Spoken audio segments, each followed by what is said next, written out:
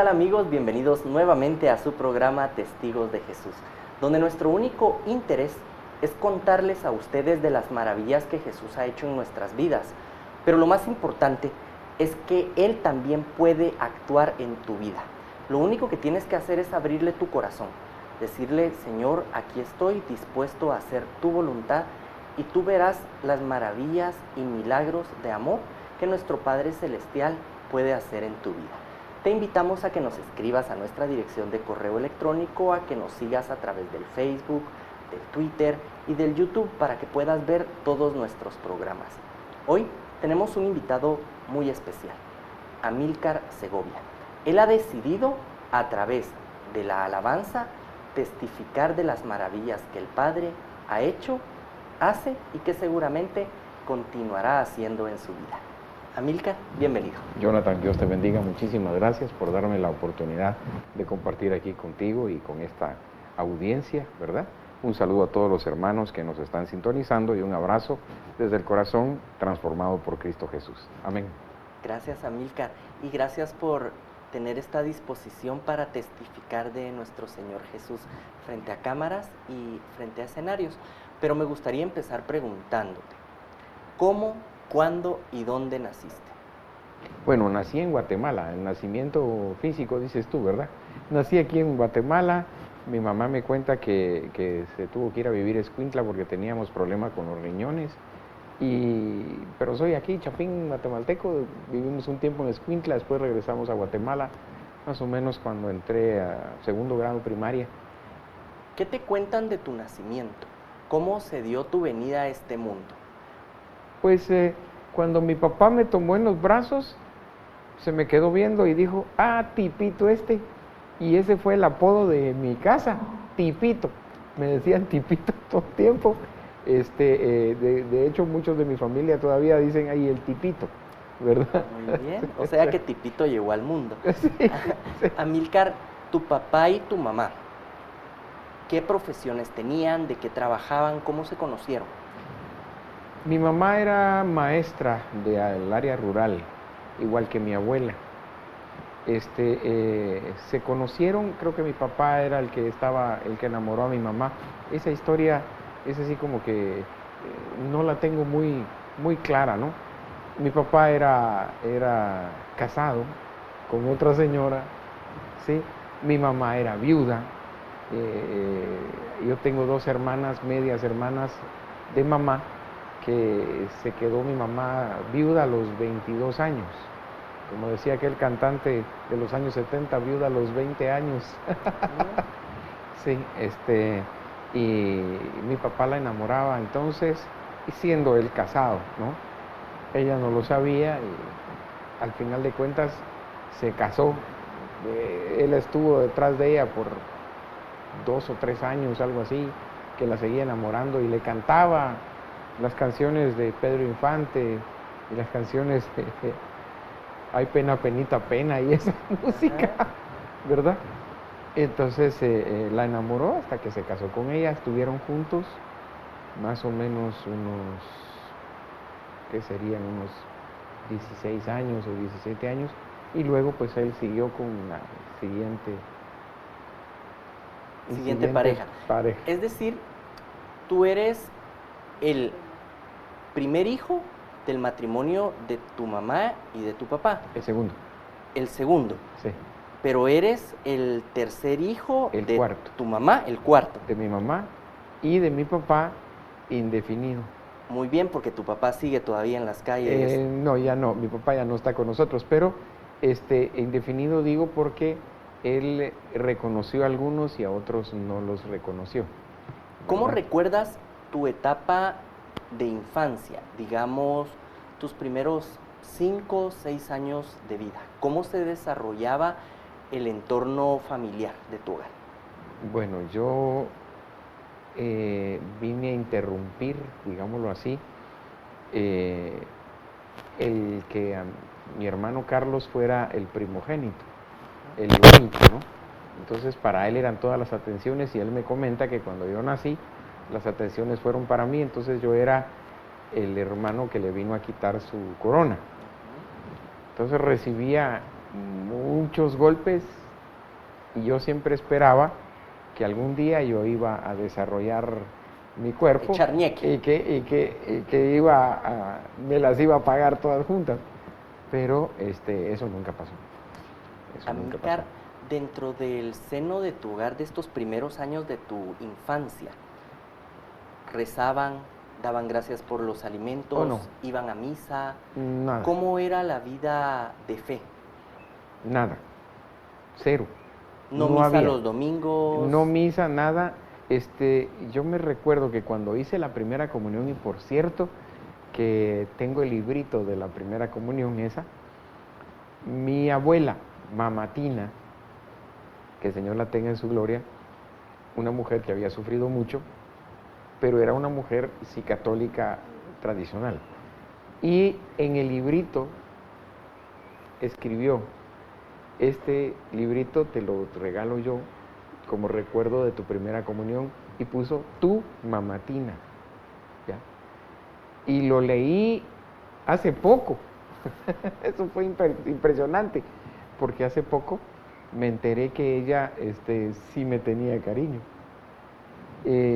Yo fui, digámoslo así, por 18 días rechazado por mi mamá. Mi mamá no quería quedar esperando y quedó esperando, ella me lo comentó después. Y ese rechazo de esos 18 días provocó que yo siempre pensara que ellos querían deshacerse de mí. Y era una inseguridad tremenda.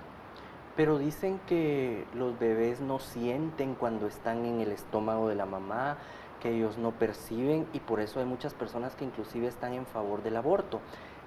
¿Qué tienes tú que decirles a esas personas que ven esto como algo normal y que el feto no piensa, no siente, no percibe, y que cuando son muy bebés no saben lo que se está sintiendo por ellos? Tal vez yo les diría a los hermanos: el feto no entiende, pero que siente y percibe, claro que sí. Porque yo me recuerdo muy bien cuando me perdí en el Observatorio Meteorológico del Monte Palomar en Los Ángeles, y cuando me di cuenta que estaba agarrado de la mano de otra persona que no era mi papá, dije para mí mismo: pasó, vinieron aquí para dejarme aquí en Los Ángeles. Y salí corriendo y me fui a buscar el carro, porque pensaba que el carro no lo iban a dejar, el carro era más importante que yo, eso era lo que yo pensaba. Claro, mi mamá me confesó después, y me lo dijo con lágrimas en los ojos: durante 18 días yo tontamente no quería el embarazo, pero esos 18 días me han representado 18 años de rechazo tuyo. Amílcar, entonces se mueven a Escuintla, y tus primeros años de vida son en el interior de Guatemala, Sí. No en la ciudad capital. En Escuintla. ¿Qué recuerdas de esa época? Escuintla es un lugar caluroso, Sí. húmedo, una situación diferente a la de la ciudad, digamos, es un pueblo del interior. ¿Y cómo se da tu infancia en Escuintla? Mi papá era dueño de transportes, y entonces él tenía camiones y camioneros, y los camioneros me enseñaron todas las palabras. O sea que tu léxico fue muy fluido y florido desde niño, digamos. Digámoslo así, muy mal, no, muy mal. Bueno, fue mi léxico así. Y recuerdo que hacía muchísimo calor, y por este rechazo que tenía con mi hermano, yo sentía una niñez muy solitaria. Y tan es así que hace algunos años estuve en una oración de sanación interior con la hermana May Arimani, y ella me llevó de la mano hasta el momento de mi niñez, y fue algo impresionantemente maravilloso. Me llevó a un momento en que yo estaba jugando triciclo a las 3 de la tarde, con el calor que hace en Escuintla, en la avenida Centroamérica de Escuintla, a la par de la carretera, en el pedazo de tierra que hay a la par de la carretera. Me recuerdo de las piedras que había ahí, y a la par mía, pedaleando, que yo estaba en mi triciclo rojo, con asiento blanco y con borlejas en el manubrio, ¿sí? A la par mía, oiga, estaba Jesús. en un triciclo verde, con ruedas blancas y con borlejas, pedaleando a la par mía. ¿Sí? Jesús estaba jugando conmigo. Y es impresionante, Jonathan, porque en ese Y eso, momento obviamente, queda la sanidad. Lo entendiste hasta hace poco tiempo. Queda como un recuerdo sanado. O sea, el dolor de mi niñez solitaria desapareció en un momento de sanidad interior. Entonces, Amílcar, tú en ese momento entiendes que Jesús estaba de tu lado y a tu lado desde tu infancia. Sí. Pero esto lo vienes a descubrir ya en una edad adulta. Claro. Digamos, toda tu infancia se estaba llenando, por lo que he podido entender, de soledad primero, luego situaciones difíciles por tu hermano, correcto, que te hacía la vida un poco complicada, y desde pequeño sintiendo el rechazo de tu mamá. Sí. Por esos, digamos, 15 primeros días. ¿Cómo era tu relación en la infancia con tu papá? ¿Qué pasaba en esa situación papá e hijo? Pues yo sentía que mi papá era una especie de superhéroe, porque como todos los niños ven a sus padres de manera así superlativa. Mi papá era un hombre muy fuerte, muy fornido. Yo creo que con una fuerza un poquito más de lo normal, ¿no? Él era capaz de doblar un clavo de 5 pulgadas entre los dedos de la mano así, lo hacía así y lo terminaba haciendo una U. Entonces era un tipo muy, muy, muy fornido y era un tipo muy enojado. Mi papá era súper enojado y cualquier cosita detonaba su irascibilidad, o sea, era muy irascible. Pero conmigo tenía algo especial. No se me olvida que el día de pago, cuando él le pagaba a todos los choferes, era un recuerdo bonito. Él agarraba su monedero de cuero, de esos de zipper, que tenía detalles mayas, ¿te acuerdas? Y lo corría así. Entonces, eran un montón de moneditas, porque antes los sueldos eran con quetzales y centavos, porque valían los centavos. Entonces, agitaba así el monedero y decía, hoy es día de pago, mete tu mano y todo lo que agarres es tu pago. Y entonces uno metía la mano ahí y agarraba todo, y yo tenía sueños de eso, que agarraba el dinero y que me lo dejaba así, y yo digo, no, menos que no me despierte. Y me recuerdo que después íbamos a comprar chocolates y todo. Esas son recuerdos agradables. Otra cosa agradable que yo tuve de mi papá fue que me enseñó que un hombre es un hombre de herramientas. ¿Cómo es un hombre de herramientas? Sí, yo tengo herramientas, siempre he tenido herramientas. Cuando tuve mi bicicleta, se pinchó la primera vez mi bicicleta, entonces fui con mi papá y me dice mi papá, una vez te la voy a arreglar, tal por cual, porque siempre estaba detrás el florido, ¿no? El lenguaje. Y pone atención, porque la próxima la tenés que reparar tú. Entonces me enseñó y yo desarmaba mi bicicleta totalmente. Después tuve moto, desarmaba la moto. Después tuve carro, desarmaba los carburadores, y siempre decía yo, un hombre tiene que aprender esas cosas. Entonces, de electricidad, de plomería, de albañilería y cualquier cosa, yo, por lo menos aquí, la podía hacer. Amílcar, ¿y tu escuela primaria? ¿Cómo fue? ¿Dónde fue? Fue aquí, en el Colegio Don Bosco. Bueno, yo estuve en primer grado y párvulos en Escuintla, ¿no?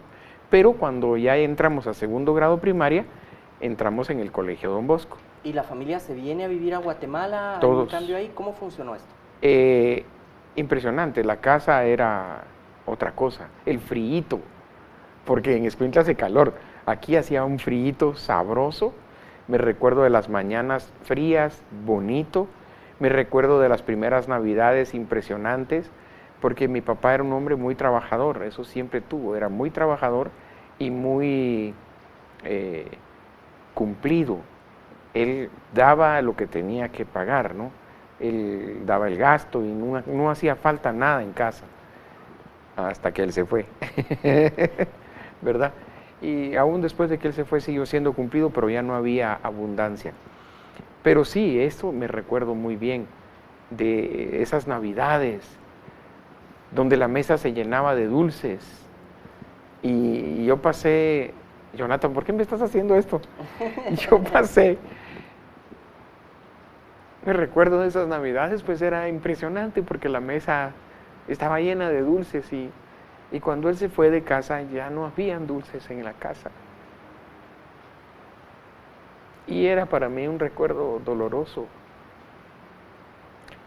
Y cuando yo tuve la posibilidad de trabajar y en mi casa, ya con mi esposa y mi hijo, desde octubre comenzaba a comprar chocolates y comenzaba a comprar cosas. Ligia y Arturo con sus dos nenes estuvieron en una Navidad en mi casa y yo les decía a los dos niños, pueden comer todo lo que puedan. No les decía lo que quieran, lo que puedan. Y lo que no puedan se lo meten entre la bolsa, porque hoy es noche de celebrar. Y era ese el resultado del vacío, del dolor. Cuando el Señor me sanó de esas cosas también, entonces yo ya dejé de comprar tantos dulces. ¿Verdad? Y entonces empezaste a estudiar en segundo primaria bajo el sistema preventivo de Don Bosco. Correcto. Y me imagino que ahí empezaste a saber de Jesús, a saber de la Virgen María. Muy poco. Me imagino que eras de los que iban a misa y no a estudio todos los días en el básico. Aquí viene algo bien importante. Estoy bromeando. Aquí viene algo muy importante.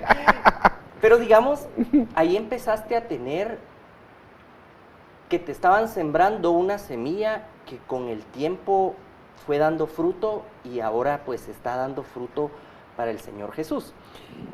Es algo especial. En ese tiempo me detectaron una enfermedad, la distrofia muscular. ¿Qué es la distrofia muscular? Parece ser que es una enfermedad directamente de los músculos que tiene que ver entre músculo y nervio. La fibra muscular queda como menos densa porque hay vetas de grasa dentro de los músculos.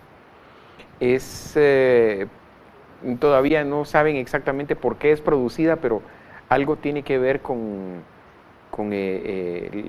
las defensas de la madre que atacan al feto y algo de eso tiene que haber.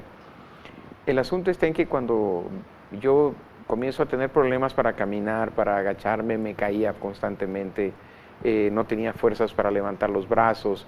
Entonces mi mamá me lleva donde el doctor, primero donde un doctor que pensaron que eran los tendones y me alargaron los tendones, un doctor traumatólogo.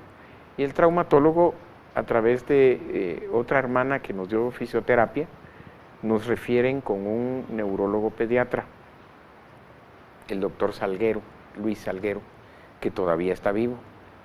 Él no muy se recuerda, o no sé si no quiere recordarse.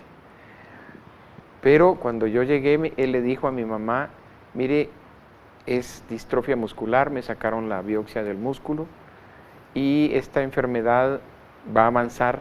Amílcar dentro de poco tiempo va a caer en silla de ruedas, un poco tiempo más tarde va a caer en cama, todos sus músculos se van a ir atrofiando, todos absolutamente, se le va a caer su cabeza, su mandíbula, no va a poder levantar sus brazos y la muerte a los 20, 22 años es por asfixia porque el diafragma no va a tener fuerza de mover sus pulmones. Y entonces, sin perder la conciencia, va a morir asfixiado. ¿Cuántos años tenías cuando te dan este diagnóstico? Entre 8 y 9 años, más o menos. ¿Estabas segundo, tercero, primaria, más o menos? Por ahí. Y ahí fue lo que pasó. Mi mamá me puso a aprender a tocar órgano. Y entonces el padre Luis Alberto Ginesta preguntó, ¿hay alguien aquí que toque órgano, que tenga habilidades musicales? Y yo levanté la mano y entonces él me puso a tocar las misas del Colegio Don Bosco. Mientras que yo tocaba las misas del Colegio Don Bosco, mi mamá, que era una mujer que no tenía mucha fe, ni creía mucho en Dios, llegaba a la parte de atrás de la iglesia y se ponía a llorarle al Señor por mí, porque ella no sabía qué hacer. ¿Qué sucedió? Entonces, que le dijo un día de esos, hagamos un trato. Si tú detienes la distrofia muscular, yo lo voy a empujar para que él te sirva. No te digo que vaya a servir como sacerdote, porque no mando en él, pero tal vez te puede servir tocando órgano.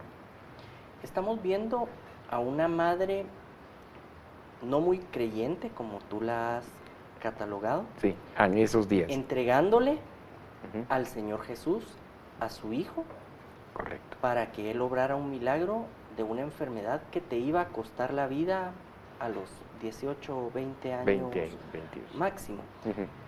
Y vemos el poder que tiene la oración de una madre para nuestro Padre Celestial. Pero también vemos como tú estabas cumpliendo tu parte del trato. Momento. Dime. Ahí hay algo especial.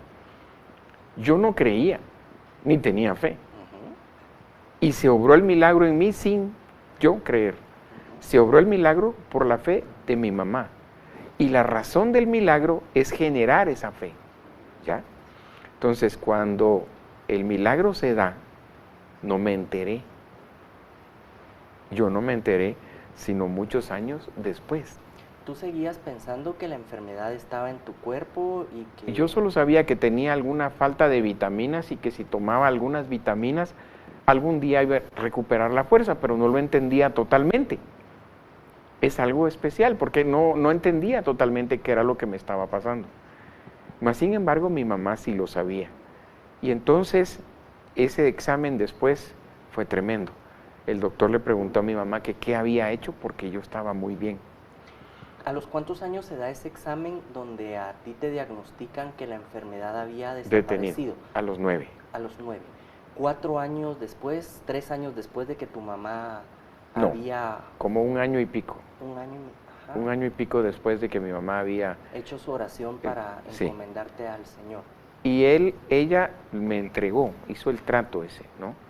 Y entonces, al ponerme a mí en las manos del Señor, al mismo tiempo se comprometía a guiarme. Luego pasaron algunos años. Cuando mi papá se fue de casa, yo tendría unos 14 años de edad. Vamos a ir tal vez un poco más despacio aquí, porque me imagino entonces que de tus 7, 8, 9 años, cuando tu enfermedad termina, la vida para ti de ahí en adelante ha sido un lecho de rosas, y como tú estabas sirviendo a Dios, entonces no has tenido ningún problema, ningún reto, ni nada. Pero el tiempo en televisión no perdona. Amén. Y estamos a punto de terminar este primer bloque de tu testimonio. Y me gustaría que hicieras una pequeña reflexión para las mamás que pueden estarnos viendo en este momento y que sienten miedo de orar por sus hijos. Tú como hijo que has recibido un milagro por la oración de una madre amorosa, ¿qué les podrías sugerir a ellas? Bien, quisiera decirles que el amor es lo que hace que mueve la mano de Dios. Es lo que hace mover la mano de Dios. Ese amor que tienes tú con tus hijos es lo que te hace clamar, porque al final de cuentas Dios se volvió para mi mamá el último recurso o la tabla de salvación. Y si tú como mamá oras por tus hijos y los pones constantemente en las manos del Señor, entonces puedes confiar que a través del amor Él va a obrar señales y milagros. Y la razón del milagro no es el milagro en sí, eso tienes que tenerlo claro. La razón del milagro es generar la fe que te va a llevar a los pies del Señor, que al final de cuentas va a alcanzar tu salvación y la salvación de toda tu casa. Por esto, nada escapa al amor de Dios, ni la distrofia muscular con la que yo nací. Eso era parte del plan de Dios que procuró mi salvación, la salvación de mi mamá y a través de la fe de mi mamá, la salvación de todos nosotros los de la casa.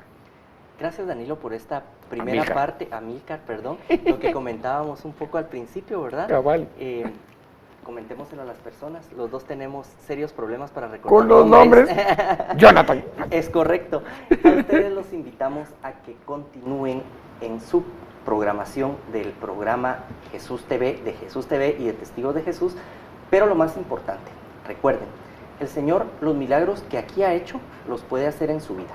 Lo único que ustedes deben de hacer es abrir sus corazones, decirle, Señor, aquí estoy, toma mi vida, obra en ella, y Él seguramente hará ese milagro que usted espera en su corazón, en su alma y en su vida. Nos vemos la próxima semana, los esperamos en una nueva edición de Testigos de Jesús y continuaremos con este testimonio. Hasta la próxima semana, que la paz, el amor y la sabiduría del Señor Jesucristo reine en sus vidas y en sus corazones.